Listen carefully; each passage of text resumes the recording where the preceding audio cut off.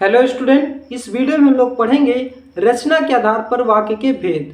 यह वीडियो देखने के बाद आपके बोर्ड एग्जाम में 2 नंबर पक्के हो जाएंगे। तो आइए स्टार्ट करते हैं बिना देरी किए हुए। सबसे पहले जान लेते हैं वाक्य की परिभाषा, यानी कि वाक्य की परिभाषा क्या होती है। तो शब्दों का वह सार्थक समूह जो पूर्ण भाव या अर्थ प्रकट करे वाक्य कहलाता है। यानी कि शब्दों का वह सार्थक समूह जो पूर्ण भाव या अर्थ प्रकट करे वाक्य कहलाता है। तो वाक्य की डिफिनीशन आपको क्लियर हो गई होगी। अब हम बात करते हैं इसके एग्जाम्पल। जैसे कि राम विद्यालय जाता है, यह क्या एक प्रकार का वाक्य है। बच्चे मैदान में खेल रहे हैं, आज मौसम बहुत सुहावना है। अब बात करते हैं रचना के आधार पर वाक्य के भेद। तो रचना के आधार पर वाक्य के 3 भेद हो जाते हैं। कौन कौन से? सरल वाक्य, संयुक्त वाक्य और मिश्र वाक्य। ये 3 वाक्य आपको याद रखने हैं। सरल वाक्य, संयुक्त वाक्य और मिश्र वाक्य। यहाँ से आपको डायरेक्ट डिफिनीशन पूछी जा सकती है कि सरल वाक्य किसे कहते हैं। तो इसकी परिभाषा हो जाएगी जिस वाक्य में केवल एक ही उपवाक्य या एक ही मुख्य क्रिया होती है उसे सरल वाक्य कहते हैं। क्लियर हो गया? जिस वाक्य में केवल एक ही मुख्य उपवाक्य तथा एक ही मुख्य क्रिया होती है उसे सरल वाक्य कहते हैं। तो डिफिनीशन आपको क्लियर हो गई। एग्जाम्पल जैसे राम विद्यालय जाता है, तो राम विद्यालय जाता है, यहाँ पे उपवाक्य कौन सा हो जाएगा? राम विद्यालय जाता है। और यहाँ पे मुख्य क्रिया क्या हो जाएगी? जाने की। कहाँ जाता है? जाने की क्रिया हो रही, तो जाना यहाँ पे क्या हो जाएगी? एक मुख्य क्रिया हो जाएगी। राम विद्यालय जाता है एक उपवाक्य हो जाएगा और जाना क्या है? यहाँ पे क्रिया है। जैसे कि पक्षी आकाश में उड़ रहे हैं, तो उपवाक्य क्या है? पक्षी आकाश में उड़ रहे हैं। और यहाँ पे कौन सी क्रिया है? मुख्य क्रिया। कौन सी क्रिया हो रही है? यहाँ पे उड़ने की क्रिया हो जा रही है, तो यानी उड़ना हमारा क्या है? यहाँ पे मुख्य क्रिया यानी कि मेन वर्ब हो जाएगी। क्लियर हो गया?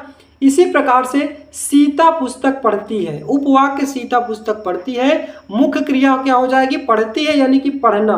पढ़ने की क्रिया हो जाएगी, तो पढ़ना क्या है? हमारा एक मुख्य वाक्य। तो डिफिनीशन आपको याद रखना है, इसमें एक ही उपवाक्य होता है, इसमें एक ही मुख्य क्रिया होती है और यह अपने आप में पूर्ण अर्थ देता है, मतलब एकदम कंप्लीट सेंटेंस होता है। जैसे कि वह स्कूल जाता है, बच्चे मैदान में खेलते हैं, एकदम सिंपल सा सेंटेंस होगा, साधारण वाक्य होगा। इसी को हम लोग क्या बोलेंगे? सरल वाक्य बोलेंगे। पहचान कैसे करें? वाक्य में और, लेकिन, क्योंकि, जो, जब जैसे संयोजक शब्द देखने को नहीं मिलते। मतलब ये शब्द देखने को नहीं मिलते। और, लेकिन, जब, तब, क्योंकि, ये सभी वर्ड देखने को नहीं मिलेंगे। इसमें वाक्य में केवल एक ही क्रिया रहेगी, एक ही वर्ब आपको देखने को मिलेगी। वाक्य को तोड़ने पर अर्थ अधूरा हो जाता है। लेकिन अगर आप एक सेंटेंस, जैसे वह स्कूल जाता है, आप इसको तोड़ेंगे तो अर्थ अधूरा हो जाए। जैसे कि वह जाता है, कहाँ जाता है? स्कूल जाता है। ठीक, अब आप इसको ब्रेक नहीं कर सकते, ब्रेक करेंगे तो इसका अर्थ अधूरा हो जाएगा। क्लियर हो गया? इसी तरह से ट्रिक आपको यहाँ पे क्या याद रखनी है? इसमें एक उपवाक्य होगा, एक मुख्य क्रिया रहेगी, इसी को हम लोग क्या बोलेंगे? सरल वाक्य। तो क्लियर हो गया? जिस वाक्य में एक उपवाक्य तथा एक मुख्य क्रिया रहेगी उसी को हम लोग क्या बोलेंगे? एक सरल वाक्य बोलेंगे। तो सरल वाक्य आपको अच्छे से समझ में आ गया होगा। सरल वाक्य में आपको कहीं भी कोई प्रॉब्लम नहीं होगी। अब हम बात करते हैं संयुक्त वाक्य की। तो दूसरी डिफिनीशन आपसे पूछा जा सकता है कि संयुक्त वाक्य किसे कहते हैं? इसके एग्जाम्पल लिखिए। तो जिन वाक्यों में 2 या 2 से अधिक स्वतंत्र उपवाक्य समुच्चय बोधक अवयवों जैसे कि और, तथा, लेकिन, किंतु, परंतु, अथवा आदि द्वारा जुड़े हों तो उसे हम क्या बोलेंगे? संयुक्त वाक्य बोलेंगे। क्लियर हो गया? जिन वाक्यों में 2 या 2 से अधिक स्वतंत्र उपवाक्य समुच्चय अवयवों द्वारा और, किंतु, तथा, लेकिन, परंतु, अथवा आदि इसके द्वारा जुड़े हो तो उन्हें हम संयुक्त वाक्य कहेंगे। आप डायरेक्ट याद रखते हैं, जैसे किसी भी सेंटेंस में और, तथा, लेकिन, किंतु, परंतु, अथवा ये सभी वर्ड देखने को मिल जाए तो आप तुरंत आंख बंद करके कौन से सेंटेंस लगाएंगे? संयुक्त वाक्य, यानी कि संयुक्त वाक्य हो जाएगा। क्लियर हो गया? अब आइए एग्जाम्पल के माध्यम से और अच्छे से स्पष्ट करते हैं। जैसे कि राम पढ़ता है और श्याम खेलता है। यहाँ पे देखिए क्या आ गया? और वर्ड आ गया। तो यहाँ से आप पहचान जाएंगे कौन सा वाक्य है? संयुक्त वाक्य है। राम पढ़ता है, एक ये क्या हो गया? एक उपवाक्य हो गया। श्याम खेलता है, इसमें ये भी एक उपवाक्य हो गया। तो अभी आपने क्या पढ़ा? जिसमें 2 उपवाक्य होंगे और कुछ संयोजक शब्दों के द्वारा जुड़े होंगे तो उसी को हम लोग क्या बोलेंगे, संयुक्त वाक्य बोलेंगे। क्लियर हो गया। समुच्चय बोधक क्या है, यहाँ पे और है, दो स्वतंत्र उपवाक्य जुड़े हैं और यह क्या है, एक संयुक्त वाक्य है। क्लियर हो गया। इसी प्रकार से दूसरा एग्जाम्पल देख लीजिए, बादल गरज रहे हैं लेकिन वर्षा नहीं हो रही है। तो यहाँ पे बादल गरज रहे हैं, यह क्या हो जाएगा, एक उपवाक्य हो जाएगा। लेकिन वर्षा नहीं हो रही, यहाँ पे दूसरा उपवाक्य हो जाएगा।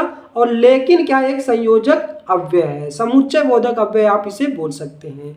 तो क्लियर हो गया। इसमें दो स्वतंत्र उपवाक्य हैं और समुच्चय बोधक अव्यय के साथ जुड़ा हुआ है, तो तुरंत पहचान जाएंगे कौन सा है, ये संयुक्त वाक्य है। क्लियर हो गया। आप इसकी ट्रिक याद रखेंगे, ये वर्ड अगर कहीं भी आपको देखने को मिल जाए तो आप आंख बंद करके सीधा क्या लगाएंगे, संयुक्त वाक्य लगाएंगे। क्लियर हो गया। और, तथा, एवं, लेकिन, किंतु, परंतु, या तो, अथवा, फिर भी, तथा, किंतु, इसलिए, अतः, सो, बल्कि, वरन, अपितु, न केवल, बल्कि, चाहे, जब, तब, ये सब वर्ड आपको देखने को मिलेंगे तो आप तुरंत कौन सा लगाएंगे, संयुक्त वाक्य लगाएंगे। अभी आप एग्जाम्पल में जब प्रीवियस ईयर करेंगे तो आप खुद बताएंगे कि हाँ हमने ये पढ़ा है। तो क्लियर हो गया। ट्रिक कुछ नहीं, बस सिंपल, दो या दो से अधिक संयुक्त वाक्य होंगे और समुच्चय बोधक अवयव के साथ जुड़े रहेंगे तो उन्हें क्या बोलेंगे, संयुक्त वाक्य बोलेंगे। क्लियर हो गया। अब हम बात करते हैं तीसरा और मिश्र वाक्य। मिश्र वाक्य की डिफिनीशन सबसे पहले पढ़ते क्या होती है। तो जिस वाक्य में एक उपवाक्य तथा एक से अधिक आश्रित उपवाक्य संबंध बोधक अवयवों जो, जब, जहां, क्योंकि, यदि, ताकि आदि शब्दों द्वारा जुड़े हों तो उसे मिश्र वाक्य कहते हैं। आप सीधा डिफिनीशन में लिखेंगे, जिस वाक्य में एक मुख्य उपवाक्य तथा एक से अधिक आश्रित उपवाक्य जो, जब, आप इसको नहीं लिखिएगा समुच्चय बोधक शब्दों, आप सीधा लिखिएगा जो, जब, जहां, क्योंकि, यदि, ताकि आदि शब्दों से जुड़े होते हैं तो उसे हम क्या बोलते हैं, मिश्र वाक्य बोलते हैं। क्लियर हो गया। अब एग्जाम्पल से देख लीजिए, जैसे कि मैं पढ़ाई करता हूँ क्योंकि मुझे सफलता प्राप्त होती है। तो यहाँ पे देखेंगे मैं पढ़ाई करता हूँ, ये क्या है, एक प्रमुख उपवाक्य हो गया। ये आप में क्या है, अपने आप में कंप्लीट सेंस है, यानी कि ये आश्रित नहीं है। मुझे सफलता प्राप्त होती, ये आश्रित है किस पे, मैं पढ़ाई करता हूँ तभी तो मुझे सफलता प्राप्त होती है। तो ये वाला जो शब्द है आश्रित उपवाक्य हो जाएगा क्योंकि मुझे सफलता प्राप्त करनी है। और क्योंकि क्या है, समुच्चय बोधक अव्यय या संबंध बोधक अव्यय भी आप इसे बोल सकते हैं। तो संबंध बोधक अव्यय संबंध बता रहा है, दोनों में रिलेशन बता रहा है, तो ये क्या हो जाएगा, मिश्र वाक्य हो जाएगा। क्लियर हो गया। पहला एग्जाम्पल क्लियर हो गया। अब हम बात करते हैं दूसरा एग्जाम्पल की। जब बारिश होती है तब किसान खेत में नहीं जाता। तो जब बारिश होती है, यहाँ पे देखिए कंप्लीट सेंस बन रहा है, यानी कि ये उपवाक्य हो जाएगा। और जब बारिश होती है तब किसान खेत में नहीं जाता, ये क्या है, मुख्य उपवाक्य हो जाएगा। और जब बारिश होती है, क्या आश्रित उपवाक्य हो जाएगा। तो आपको किधर भी दे देगा, आगे आश्रित वाक्य दे देगा, पीछे भी दे सकता है, तो इससे आपको कंफ्यूज नहीं होना। तो ये भी कैसे सेंटेंस हो जाएगा, मिश्र वाक्य। यहाँ पे देखिए जब, तब देखने को मिले तो आप तुरंत लगाएंगे कौन सा है, मिश्र वाक्य हो जाएगा। अब नेक्स्ट है थर्ड एग्जाम्पल, जो मेहनत करता है वह हमेशा आगे बढ़ता है। तो यहाँ पे देखिए जो मेहनत करता है, ये क्या है, एक आश्रित उपवाक्य है। और मुख्य उपवाक्य क्या हो जाएगा, वह आगे बढ़ता है। ये कंप्लीट सेंस रहता है उसी को हम लोग मुख्य उपवाक्य बोलते हैं। क्लियर हो गया। तो ये भी हमारा क्या हो जाएगा, एक मिश्र उपवाक्य हो जाएगा। इसमें आपको कैसे वर्ड देखने को मिलेंगे, जो, जब, जहां, क्योंकि, यदि, ताकि, जिससे, जब तक, जहां जैसा, जब कि, तब, चाहे, ताकि, भले, यद्यपि, ये सभी वर्ड आपको कहीं ना कहीं देखने को मिलेंगे। तो आप तुरंत बताएंगे कौन सा है, मिश्र वाक्य हो जाएगा। क्लियर हो गया। तो आपने तीनों को अच्छे से इसमें एक मुख्य उपवाक्य रहेगा, एक से अधिक आश्रित उपवाक्य रहेंगे, तो उसे क्या बोलेंगे, मिश्र वाक्य बोलेंगे। अब हम बात करते हैं, ये प्रीवियस ईयर क्वेश्चन आपके सीबीएसई बोर्ड में जो आपके पूछे गए हैं। जैसे यहाँ पे देखिए, राम पढ़ता है और श्याम खेलता है। देखिए राम पढ़ता है, ये कंप्लीट सेंस है, ठीक है। श्याम खेलता है, ये भी एक कंप्लीट सेंस है। मतलब दो कंप्लीट सेंस अगर देखने को मिले, सेंटेंस दोनों अगर वाक्य कंप्लीट देखने को मिल जाए तो समझ लीजिएगा कि यहाँ पे संयुक्त वाक्य 100% होगा। और तीसरा आपको पहचानने का ट्रिक यही है कि और शब्द देखने को मिल रहा है। तो दो चीज आपको, पहला डिफिनीशन से और तीसरा की पॉइंट, जैसे और, ये सभी से, किंतु परंतु जब तब ये सभी देखने को मिलता है। तो यहाँ पे आपने समझ लिया कि दो सेंटेंस अगर दो वाक्य कंप्लीट होंगे तो कौन सा सेंटेंस हो जाएगा, संयुक्त वाक्य हो जाएगा। क्लियर हो गया। ये आपको देखिए कितनी बार एग्जाम में पूछा गया है, आपके एग्जाम में पूछा गया है। सेकेंड भी इसी तरह से CBSE 2024 में पूछा गया है।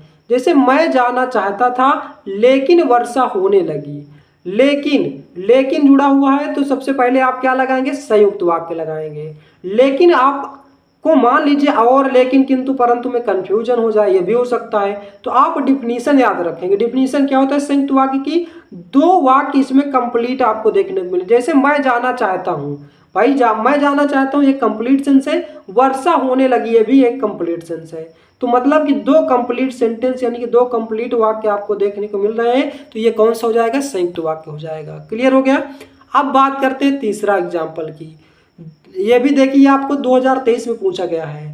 जो विद्यार्थी परिश्रम करता है वही सफल होता है। जो शब्द देखने को मिल गया तो ये समझ लीजिए कौन सा वाक्य है, मिश्र वाक्य।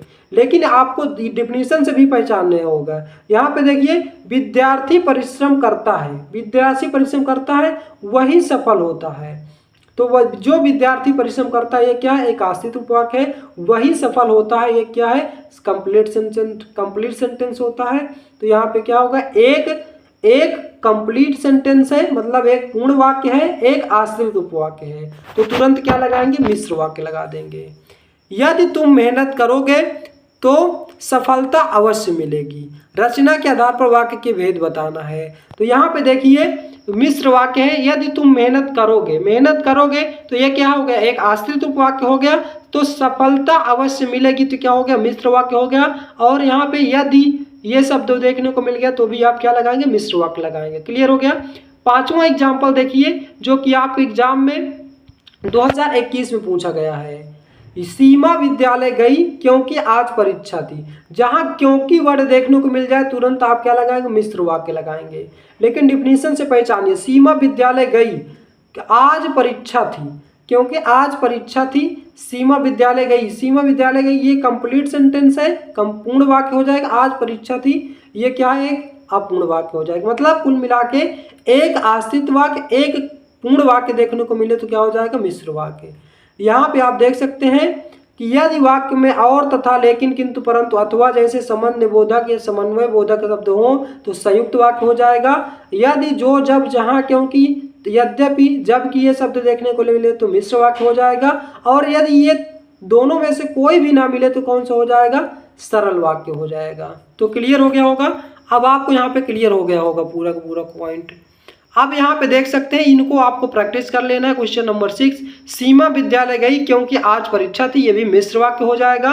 मेहनत करने वाला छात्र आगे जीवन में बढ़ता है, कौन सा सेंटेंस हो जाएगा, सरल वाक्य। एकदम सिंपल सेंटेंस है, इसमें क्योंकि किंतु परंतु जब तब ये शब्द कहीं भी देखने को मिल नहीं रहे हैं। हम बाजार गए और शब्द देखने को मिल जाए तुरंत संयुक्त वाक्य।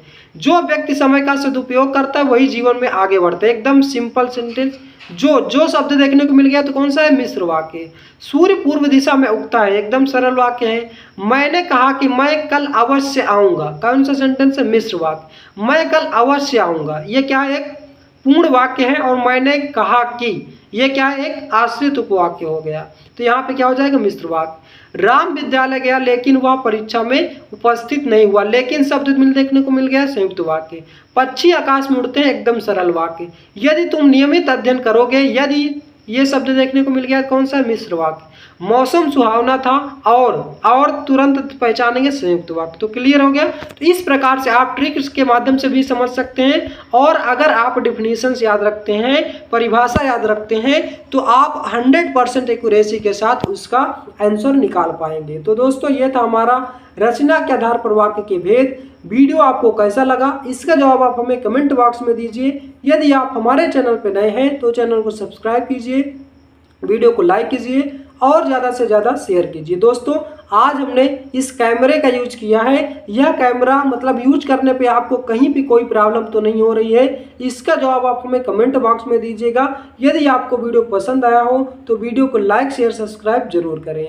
आज का वीडियो बस यहीं तक, मिलता है नेक्स्ट वीडियो में। जय हिंद, जय भारत।